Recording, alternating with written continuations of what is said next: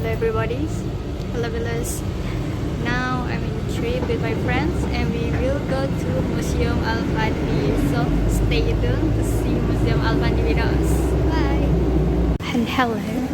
Right now I'm in Museum Al-Fandi and you see it's a really nice painting by Al-Fandi. This really grateful, really beautiful painting I ever see. Like it's oily painting. Like I almost didn't know how he can make this really good. Now I want to see on you what the certificate, the outcome. So really good. So really like now I see it's 6, and maybe you wonder who's Effendi, right? Now we see. This is Mr. Effendi. These I have so many eggs. Like this one, maybe you get interested as. Yeah, I'm not. Now my friend is looking, taking photo, and reading the text. But no, I just want to see the picture and I will take a look for you.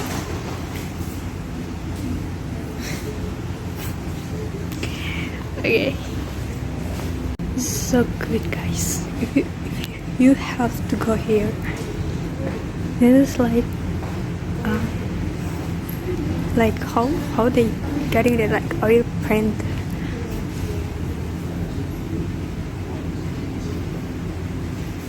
They have many. You have to come to see all of that.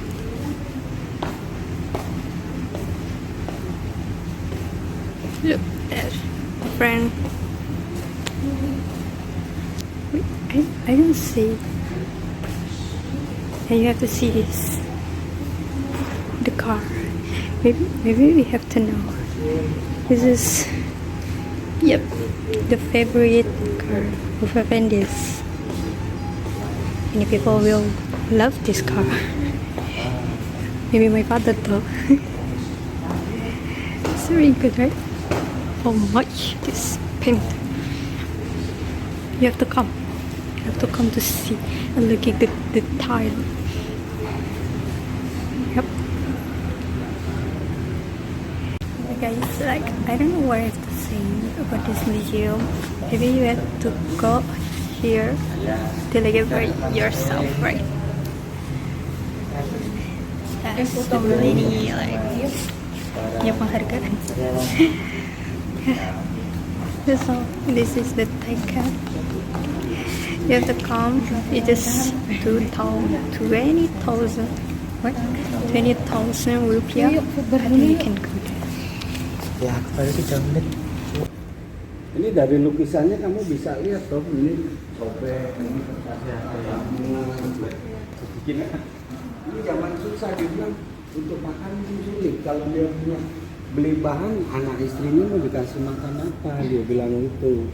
Nah ini juga walaupun seperti ini karya Effendi, tapi ini lukisan ini baru pulang dari Amsterdam, dipinjam tuh di Amsterdam. Baru 2 minggu. Jumat kemarin nih dikembalikan dari Belanda. Terus kita pasang di sini yang aslinya.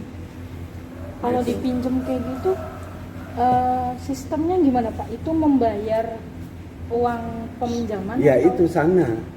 Sana itu kan urusannya nanti sama kayak bendaharanya, sekretarisnya, kepala museumnya. Nah itu yang kuratornya. Itu nanti yang menilai dia. Biayanya berapa, nah, asuransinya nanti kalau ada apa-apa, nah itu. Benar. Jadi kita nggak asal minjemkan gitu aja, karena memang pada waktu ini kan memang berjuang zaman dulu kan 2 lukisan Effendi pada waktu di Jakarta, belum Jakarta ya, namanya masih Batavia. Ya, Batavia. Nah itu 2 lukisan ini orang Jepang nggak boleh ikut. Kenapa? Karena ini bahaya dia bilang.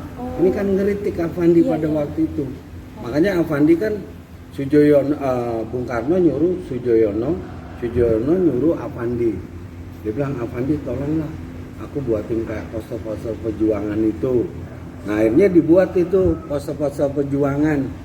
Nah, pada waktu diskusi itu Afandi kekurangan kata-katanya itu, akhirnya Khairil Anwar, tahu tuh Khairil Tahu. Anwar? Ya, tahu. Nah dia nyelekop, dia bilang bong ayo bong aja, dia bilang. Nah kamu bisa dari mana kata-kata itu bong ayo bong? Nah pada waktu itu aku main di Senen itu ke anak-anak nakal, dia bilang gitu. Sama anak-anak nakal itu begitu aku masuk, aku dipanggil bong ayo bong, dia bilang gitu. Akhirnya diterapin itu sampai sekarang, itu yang aslinya ada di Galeri Nasional Jakarta. Aslinya. Ya. Hidupnya di sini. Iya. Nah itu makanya Pak Afandi kan memang berjuang bangsa Indonesia, tapi melalui Karya seni lukis. Seni lukis itu.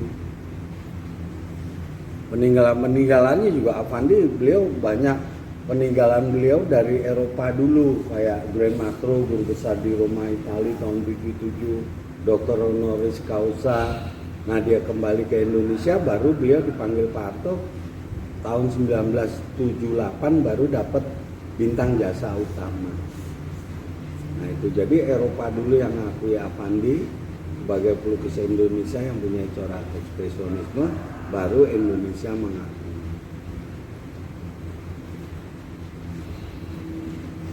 Ada lagi yang mau ditanyakan?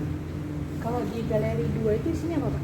Itu isinya perjalanan Afandi pada waktu dia tahun 1949, Afandi dapat beasiswa untuk belajar di India, belajar seni. Nah selama itu juga pada waktu itu Afandi kan duitnya mepet, Mbak.